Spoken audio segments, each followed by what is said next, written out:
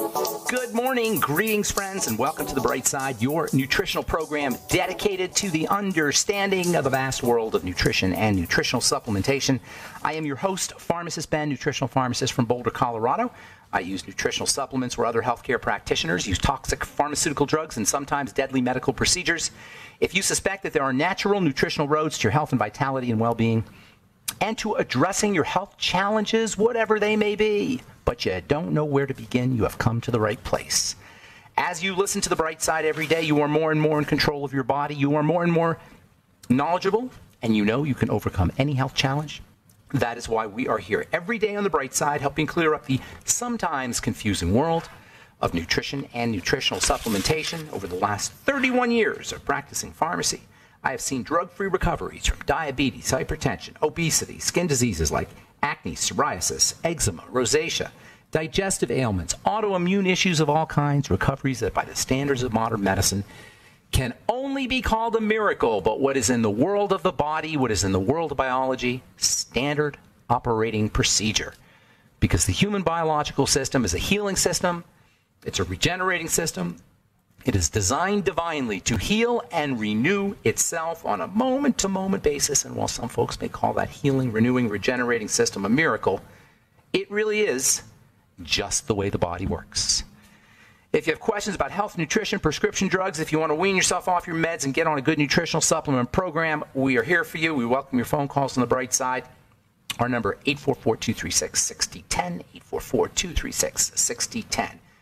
If you have questions about anything we're speaking about here today, or if you have a comment or success story, we love hearing from you. 844-236-6010 is our number, and we'll get your calls at the bottom of the hour, as we always do on The Bright Side, at 844-236-6010.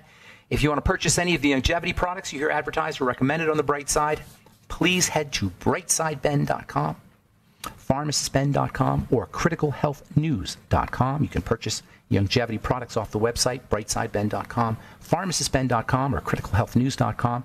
Or you can call the phone team at 866-735-2470. Ask about joining the Bright Side Ben team. 866-735-2470 is the phone number for the Bright Side Ben team. For a one-time $25 fee, you can start a longevity business, be in business for yourself, enjoy all the tax benefits associated with having your own business, work out of your home, work as many or as few hours as you like. Or you can just get your products at the wholesale price if you so desire. $25 will get you in, and we'd love to have you on the Bright Side Ben team. Call 866-735-2470 or sign up directly off the websites, brightsideben.com, pharmacistben.com, or criticalhealthnews.com. And don't forget to check out our Truth Skin Health products at truthtreatments.com. Our Truth Transdermal C Serum, voted one of the top 150 products in the world by Harper's Bazaar magazine. Our Truth Transdermal C Balm, Truth Retinol 5% Gel, and our Truth Omega-6 Healing Cream, all our Truth products, including our new Truth Plant-Derived Fulvic Mineral Biomimetic Mineral Mist, made with high hyaluronic acid and amino acids and fulvic and colloidal minerals and lactate, and that's it. They're all up at truthtreatments.com, truthtreatments.com. Never any preservatives, fragrances, fillers, waxes, emulsifiers, surfactant water, or anything your skin doesn't need or doesn't want in any of our Truth treatments. They're all up at truthtreatments.com, truthtreatments.com. Okay, so we're talking cell health as it regards the skin. Every single skin health issue is about the cell, just like every single health challenge we have is about the cell. We never hear about this. Doctors don't tell us about the cell. We don't hear about the cell from the medical model. We drug the cell. We radiate the cell. We electrocute the cell. That's called ablation. We surgically extract the cell, but we never feed the cell. We never nourish the cell. We never oxygenate the cell. We never love the cell. Loving the cell is not part of the medical model. We have to love the cell ourselves. That's really what's happening here at the end of the day. Give the cell some love. Why don't we give the cell some love? Because we don't really know what it is. We don't really even understand it, and that itself is understandable because we didn't really learn about the cell, or cell theory as it's called, the idea that the body is made up of cells. It's called cell theory. It really didn't get going until the early part of, maybe the early to middle part of the 19th century. I think it was about 1830 or so. when cell theory was first started to, when a guy named Theodore Schwann came up with this concept, the idea that the body's made up of cells. We've known about cells since the 1600s. This guy Leeuwenhoek came up with he was the guy who invented the microscope, actually, and he started to analyze stuff. Imagine this was like just out of the Dark Ages, and this guy invents the microscope, and all of a sudden he could see this entire universe, this entire world that nobody had any idea, even imagined or could conceive in their brain existed. The world of the nano, the world of the micro, the world of the cell, the world of living creatures that were invisible to the eye. There was an entire universe that was discovered when the magnifying glass was first invented. First thing he did was scrape his teeth and put the dental scrapings in the microscope, and he couldn't believe it. That's how he discovered bacteria. They called them animalcules because they didn't know what they were. They thought they were it was like a cross between a molecule and an animal. He looked at the scrapings off his teeth. He did his saliva. They did blood. They did all of these biological fluids, and they started to see these little creatures, and they started to see these little building blocks, these components. They called them cells. First guy to really discover the cell was a guy named Robert Hooke, and he actually called it a cell because it looked to him like little, the kind of rooms that monks used to live in. They called them cells. That's where the word first came from. Monks used to live in these little square rooms called cells, and Robert Hooke named these little things cells because they looked like the rooms that monks were in. Anyway, so cell theory didn't really get going as a part of biology until the the middle part of early to middle part of the 19th century, or like around 1830 or so. So we could be forgiven for having a medical model that does not take cell health into account, because right around the same time is when we start to get into drugs, a little bit later. Drugs really started, organic chemistry drugs. There were always herbal drugs, but organic chemistry drugs, synthesized drugs, really didn't get going until the 1860s, about 30 years later. So cell theory and drug theory came along at the same time. And because there was so much money to be made in drugs, guess what won? Drug theory. The idea that we could drug the body rather than address the cell. It never really even dawned. Never even dawned on anybody that we could address the cell. That really got going. It isn't even, I shouldn't say that. That's starting to get going now, the idea that we can address the cell with this thing called membrane lipid replacement theory. But still, we're not talking about addressing the cell. In fact, I never hear, this is the only program you're going to hear somebody talking about addressing the cell, working with the cell. The good news is the cell doesn't really need very much. It needs food, it needs oxygen, and it needs a clean place to do its work, period. That's all it needs. And you know what? Food, oxygen, and a clean place to do its work have nothing to do with the doctor. Nothing. They have everything to do with how we live our lives. Food, oxygen, and a clean place to do its work. And when I say clean place to do its work, I mean an environment, a cell environment that doesn't have drugs in it, that doesn't have poisons in it, and that doesn't have a lot of sugar in it. Sugar, after a little tiny infinitesimal amount of glucose that has to be in there, the rest of it is like a toxin to the cell. Cells are swimming in a soup. They're swimming in a watery environment. And that watery environment has to be healthy, has to be conducive to health. That watery soup that the cells are swimming in has to be filled with nutrition, has to be packed with oxygen, and has to be cleansed and devoid of toxicity. That's how a cell is healthy.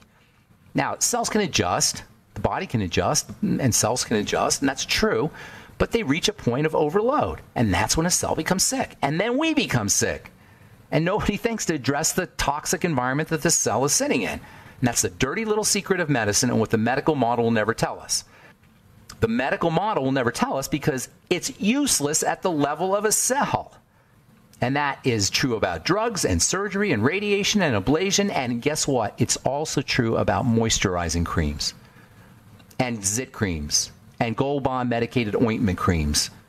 None of these address the health of the skin cell. None of these address the health of the cell.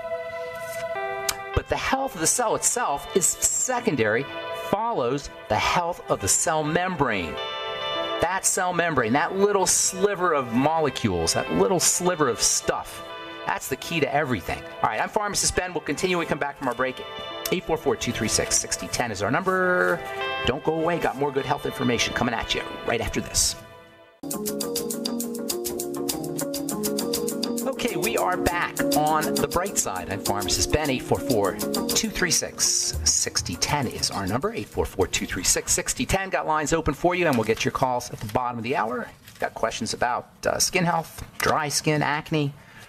Acne doesn't sound like it'd be the end of the world, but man, that could be psychologically debilitating. Psoriasis. Yesterday we talked to a guy who had, probably listening out there, who had a condition called pemphigus vulgaris, which is just this really just a terrible skin condition where the skin just bubbles up with awful blisters. There's another terrible skin condition called hidradenitis suppurativa, where you get these boils all over your body. I mean, there's terrible things that can happen to the skin. And for the most part, not for the most part, for all the part, with the exception of steroids and immune suppressant drugs, there's nothing the dermatologist can do. Do you know if you go to the dermatologist today, you'll get the same medicine you got in 1950? What does that tell you about this ridiculous specialty, if you call it that, called dermatology? You get the same medicine that you got in 1950, the same type of medicine, different brand names or maybe some high-tech versions of the type of medicine. But basically you get immune suppressants and antibiotics, period. What does that tell you? First of all, antibiotics tells you, the fact that they use antibiotics tells you that there's a bacterial component, but it's not primary. And the fact that they give you immune suppressant drugs tells you that the immune system is involved. There you got your skin problems right there in a nutshell. Immunity and bacteria. Bacteria is rare, by the way. And antibiotics for skin is pretty much a useless, for skin conditions, is pretty much a useless strategy. Steroid drugs, the immune drugs, they'll work because they shut down the immune system. The skin is an immune system structure. It's part of the immune system. It's part of the defense system. The skin is a defensive structure. It's also an intelligent structure. It's a brain. The epidermis is the body's third brain. And just like the outside part of the body, the covering of the body, the membrane of the body is a brain. The membrane of a cell is the brain. A cell is a miniature version of us. It's a miniature microcosm of the organism of which it makes up. It has a skeleton. It has a digestive system. It has an immune system. It has a nervous system. And it has a brain.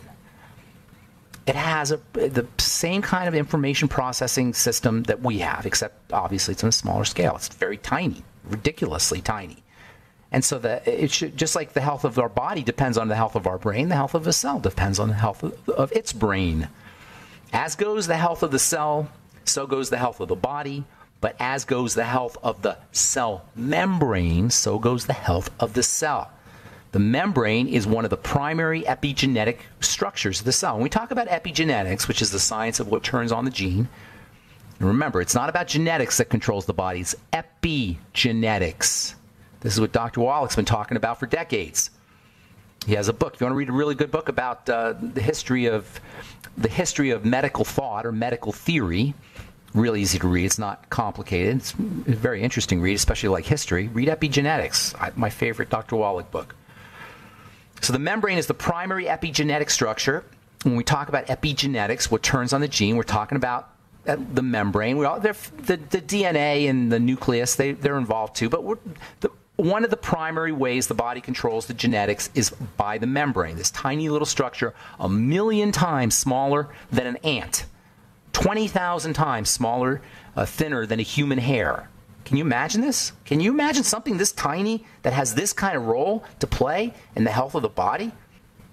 This little sliver, 20,000 times thinner than a human hair, interprets the environment the cell is in, just like our brain interprets our environment and communicates that message to the body. The cell membrane interprets the environment it's sitting in and interprets that message to the DNA, to the inside part of the cell and to the DNA. It's swimming in a soup. That soup has to be packed with oxygen and nutrients and free of toxicity. When that soup is appropriate, when that cellular soup is appropriate, the soup that the cell is sitting in. If you're a chemist or biologist, you call it the interstitial fluid, but we'll call it. And by the way, a couple of weeks ago, or maybe it was last week, they had an organ. There was news out about a new organ. I don't know. I mentioned it a little bit on the program. I didn't talk about it a lot. This new organ is a fluid-filled canal that lives underneath all the surfaces of the body. Even the interior surfaces of the body have this fluid-filled canal. That fluid-filled canal is an accumulation of all the fluids that surround the cells. It's a storage deposit for all the fluid that surrounds the cells. When there's no fluid surrounding the cells, or when the fluid is toxic surrounding the cells, I should say, or when the fluid doesn't have the nutrients, or it's hypoxic, doesn't have the oxygen that it needs, the cell's going to become sick. When this fluid is healthy, oxygen-rich, nutrient-rich, it's clean, the cell gets the message that all is right in the world. It can perform, it can use its resources. Muscle cells can muscle, and heart cells can heart, and skin cells can skin, and kidney cells can kidney. When that fluid is less than nutrient-dense and oxygen-rich, and it's toxic, the opposite happens. Heart cells cannot heart. When heart cells cannot heart, we get heart disease. When bladder cells cannot gallbladder, we get gallbladder disease. When liver cells cannot liver, we get liver disease. Liver cells, heart cells, skin cells, kidney cells, gallbladder cells, brain cells, they don't do their business when the environment is toxic. And that's how all chronic degenerative disease shows up. And all chronic degenerative disease begins with one little tiny cell not getting what it needs. And we don't notice it because we got billions of these things in every organ, or maybe hundreds of billions in some of the organs. So we got billions of these things, and when one of them dies, and we don't even notice it. And two of them die, we don't even notice it. 1 million of them can die, we don't even notice it. 10 million can die, and we don't even notice it. 100 million can die, and then all of a sudden we go, oh my gosh, that hurts. Oh my, I can't breathe. Oh, my heart, it's bouncing up and down. It's not getting, the heart cells are not getting enough oxygen. It's fibrillating. And we say, well, I was just sitting here minding my own business, and all of a sudden I got a heart attack. And I was sitting here minding my own business, and all of a sudden I got arthritis. Because we don't know that for 20 years or 30 years or 40 years or 50 years, our cells have been dying one at a time because they've been in an environment that's toxic, malnourished or undernutriated, and hypoxic, low oxygen. And the first place it's going to show up is at the level of the membrane. If you got a sick membrane, if you got a broken down membrane, nothing else will work. The membrane is not only the brain of the cell, it's not only what communicates an unhealthy environment to the rest of the cell and to the genetics, but the membrane itself can become broken down, and the membrane itself can become sick. And this is so important. This is where membrane lipid replacement therapy comes in. And membrane lipid replacement therapy doesn't have to be anything fancy schmancy. It could be an egg. An egg is membrane lipid replacement therapy. Thus the value of eggs. And by the way, thus the value of foods that we're told not to eat, like eggs and dairy and organ meats. Or I should say, we're not necessarily told not to eat organ meats, but people have this idea that meat is somehow something we should be eating less and less of. It turns out that organ meat, is a rich source of this cholesterol complex, what I call the cholesterol complex, that contains all the membrane lipids, with the exception of perhaps the essential fatty acids. All right. 844-236-6010 is our number. 844-236-6010 is our number. You're listening to The Bright Side. We'll be back right after this.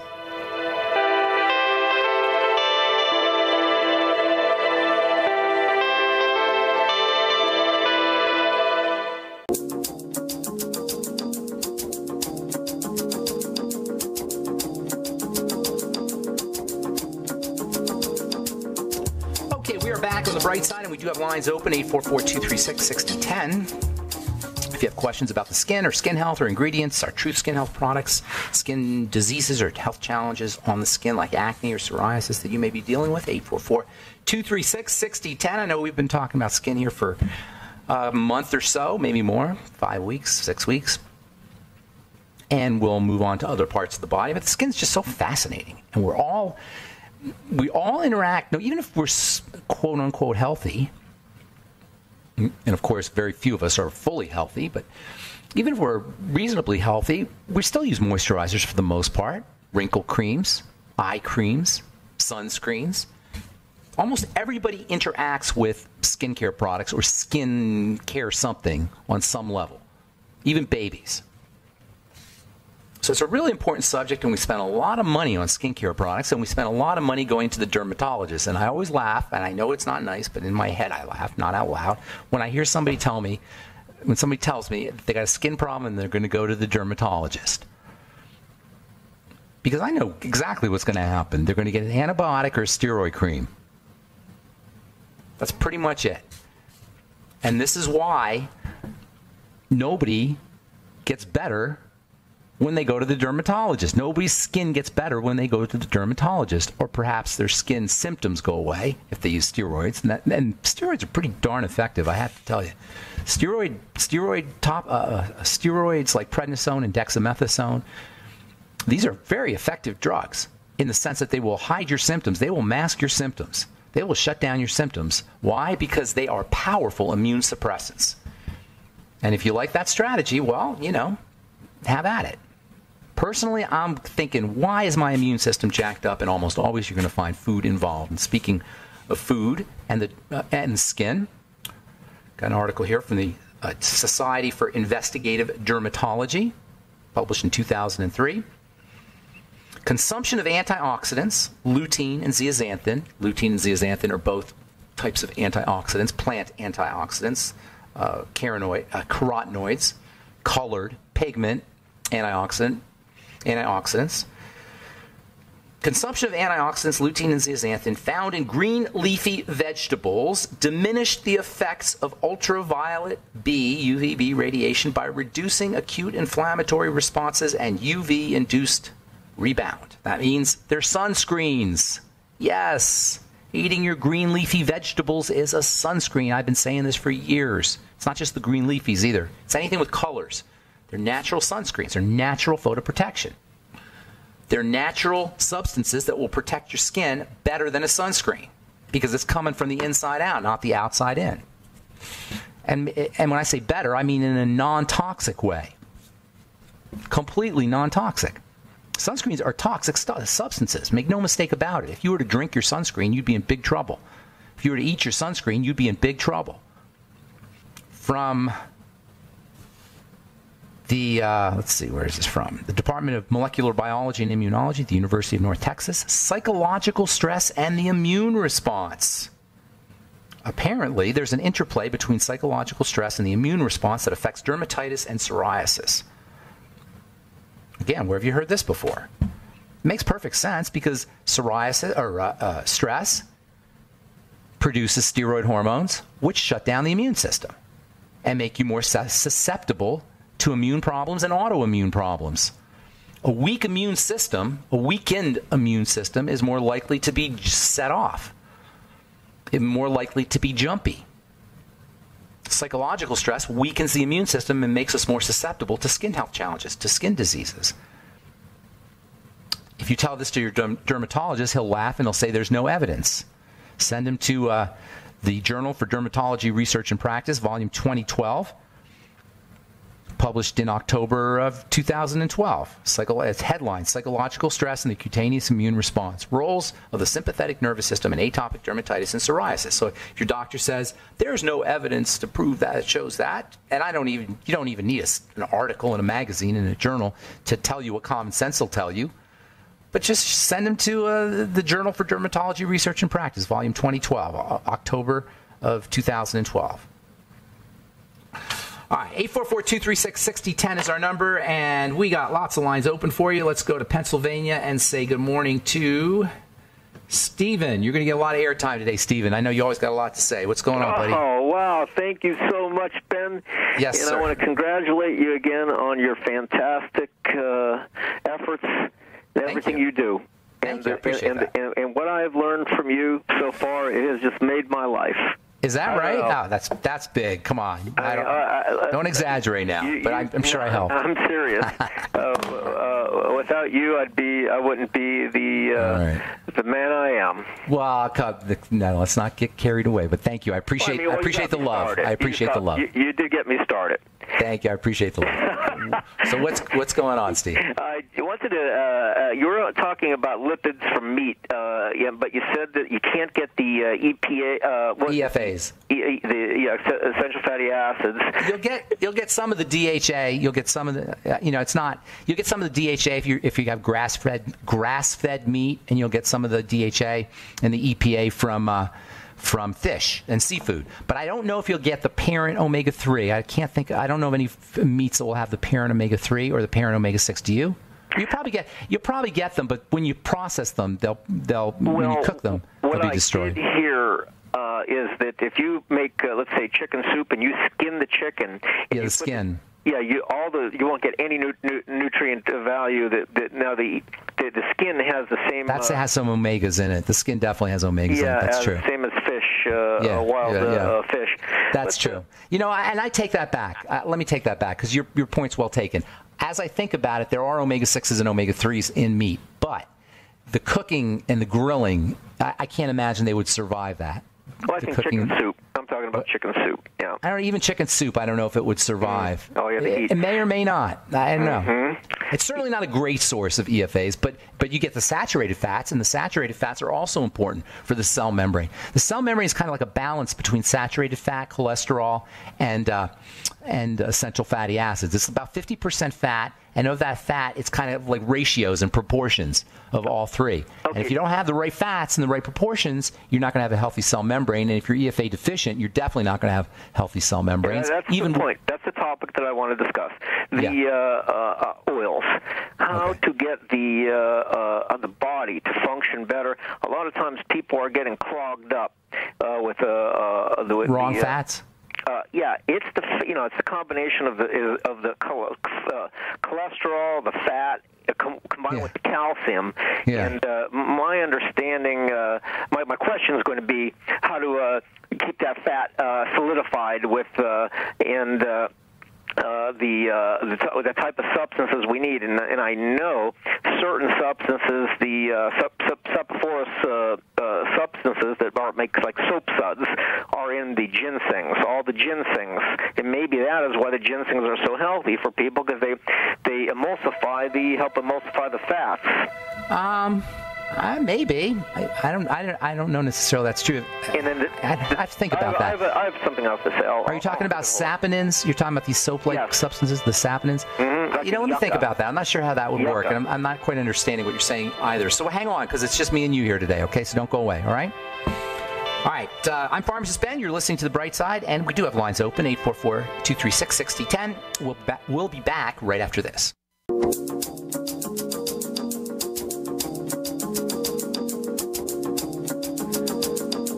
Okay, we are back on The Bright Side, talking to Steve. Got lines open, 844-236-6010, and talking to Steven.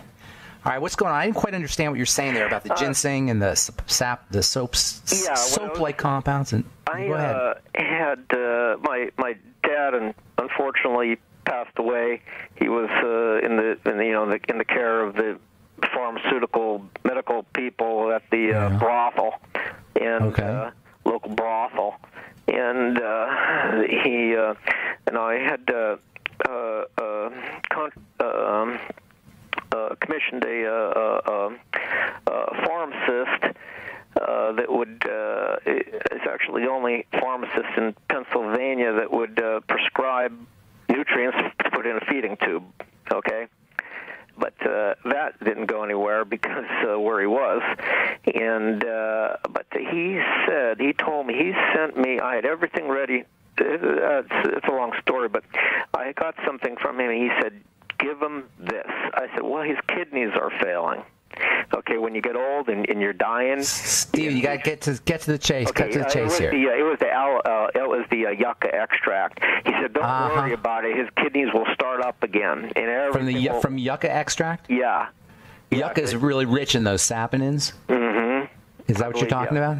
Well, I know, you could use yucca in an emergency survival situation. You get the leaves and rub them between your hands, and it makes soap suds. Yeah, that's exactly right. It has a lot of saponins.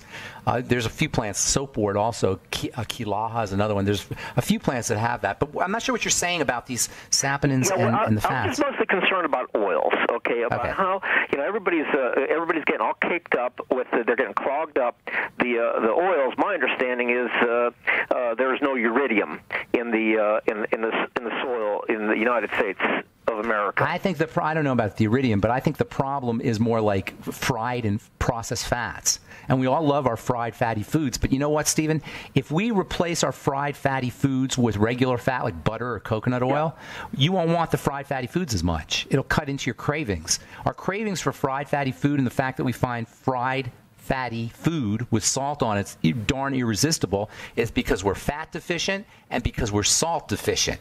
And you can test this out yourself. If you get some coconut oil or some butter and then enjoy as much of it as you want and then put lots of salt, do maybe some Himalayan salt. By the way, I just found out, I was just reading how there's little microplastics in ocean salt, which is kind of an interesting issue. Now we're ingesting microplastics with our Celtic sea salt. Hopefully not Celtic as bad as some of the sea salts. Anyway, if you take a little bit of Himalayan salt and put it in water, and then make sure you're eating your coconut oil, your butter to your heart's delight and heart's content, you're not going to want the fried fatty food as much. We think we like bacon. I hear people joking about how much they love bacon. It's real funny, and bacon's the fourth, like the fifth food group or the sixth food group and all that stuff.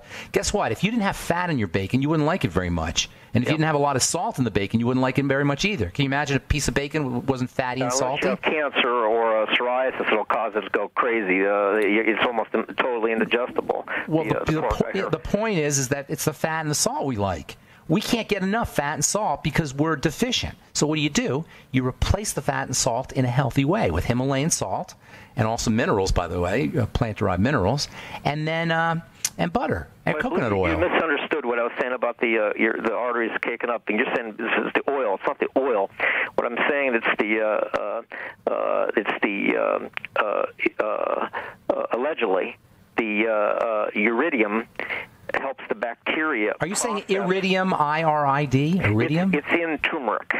It's in that part of the world. There's a lot of uridium in the soil. You're talking about iridium, I-R. I don't know what uridium is. Erythrium? Are you talking about erythrium? Because we're Y. Erythrium. It'll be on a periodic table. I know what you're talking about, but I hadn't heard that about erythrium. Yeah, that helped. What Wayne Blakely from Living Streams Probiotics. He talks about erythrium? Erythrium. Okay, all right. I didn't know. Erythrium. Okay. All right. Yeah. Okay. Uridium. I'm sorry. There's iridium and there's erythrium. But what's your point here, Steve? Yeah, it turns the calcium. I forgot what the gentleman's name is. So you're saying that the soil is deficient in minerals? It makes a fake calcium in the body. You're getting the weeds, my friend. You got to understand chemistry a little bit better before you start throwing stuff around like that. Stephen, listen. I want to get one more call in, and then reassemble it. I'm going to look up erythrium. Digest your foods into amino acids. You've got me a little bit lost. And I'm going to let you go here, but I'm going to look into that because that's kind of interesting to me. Yeah, erythrium. But you need the bacteria with the turmeric to make it happen. I will be looking into that. I appreciate your call, Stephen. Thank you, my friend. Okay, thanks. Have a great day, buddy. Didn't quite understand what my friend Stephen was saying, but I will be looking into that. Cliff in Ottawa, what's going on? Good morning. Good morning, sir. How are you? I'm doing good. How are you? Not too bad, sir. Yeah, like to follow up on the oils, because this is what got me interested. I'm really interested in balancing the oils in my body. Yeah. Now, like you recommended Udo's oils. Yes, Udo's blend. But also the what I've been using is Carlson's fish oil. But I switched over to Carlson's like cod liver oil, which I haven't started using yet. But I'm wondering, like, I want to eliminate mayonnaise out of my diet too. Yeah. I'm wondering if I could just, let's say I take a couple of boiled eggs, right? Yeah. And I just add a bit of like Udo's oil. It's so delicious. It's so delicious, Cliff. I can't even tell you. Put salt and pepper and Udo's on your eggs, or Tony Chachere's. I don't know if you heard of that. What about like balancing it out? Like, should I take the cod liver oil? No, fish oil is not so tasty. Fish oil is not so tasty, but the Udo's and egg is so delicious. I do it all the time. At least 2 or 3 days a week. What about overdoing the oils? Like, do I have to worry? Like, let's say I take the cod liver oil. Like, let me explain. That's a great question, Cliff. Let me answer that question. Yeah. Nobody knows. There's no answer to that question. And nobody has any idea about the ratios. Nobody has any idea about the amounts because, and I'll tell you why. See, we're not supposed to get our oils from Udos, and we're not supposed to get our oils from supplements. We're supposed to get our oils from foods.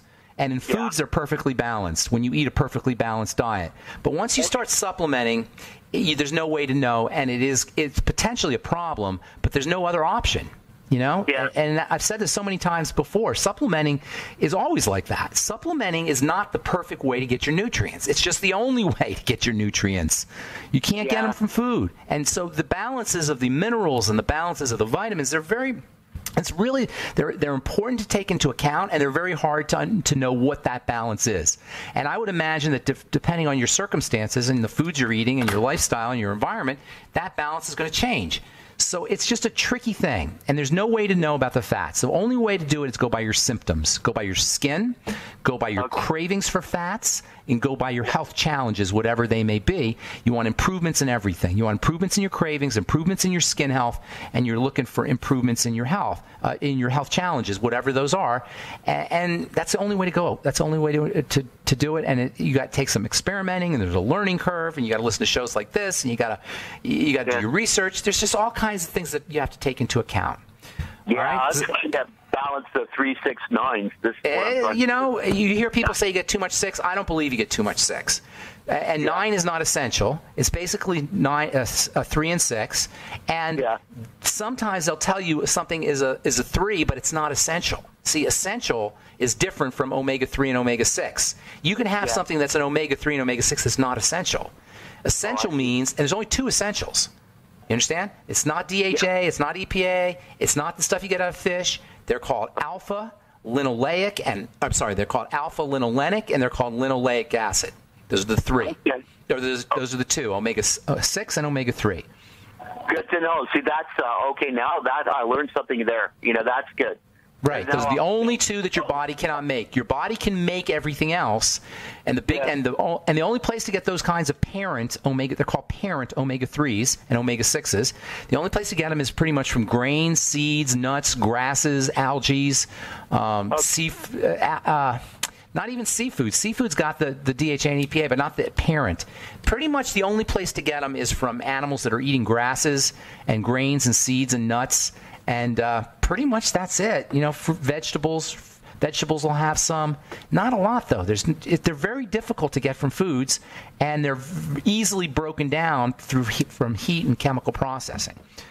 All right, so the only way, in my opinion, is to get it through supplementation. Go ahead. What were you going to say? You know, like you said, if I'm not mistaken, what I read on the bottle of Udo's oil is that that's from algae. So therefore, that would be the best algae choice. have the DHA and EPA, but they may, because they're kind of like a plant themselves. Algae, they're sort of like a cross between a plant and an animal. They may have some parent omega-3s. I got to look into that. I'm not positive, but I'm going to guess that they do have parent omega-3s in there.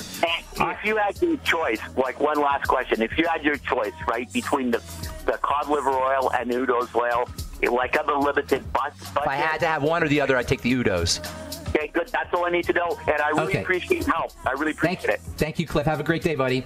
All right, that's all the time we have for today on The Bright Side. I'm Pharmacist Ben. Thanks for listening. Please check out our websites, brightsideben.com, pharmacistben.com, and criticalhealthnews.com for all the longevity products. And don't forget about truthtreatments.com for all our Truth Skin Health products. Have yourselves a wonderful, beautiful, awesome, spectacular day. We will talk to y'all later. Bye for now.